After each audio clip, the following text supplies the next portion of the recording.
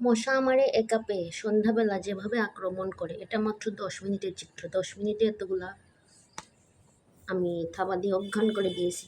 তো মশা আমারে যে হারে দল বল নিয়ে আইসা ধরে, আমার মনে হয় কি আমার ওজনটা বেশি, কারণেই নিতে পারে না। যদি আমি মোটু না হইতাম তাইলে এতদিনে আমার নিয়ে যেত। সন্ধ্যাবেলা যে হারে আক্রমণ করে, মশার এই আক্রমণের জ্বালায় আমি বাঁচতে পারতেছি না। সন্ধ্যার এই আক্রমণ, মাত্র 10 মিনিটে এতগুলা থাবা দিয়ে অজ্ঞান করে দিলাম। আরও ধরতেছে, আরও দলবল নিয়ে আসছে আমার নেওয়ার জন্য। ভাগ্য ভালো আমি মোটু, তাই বেঁচে গেছি।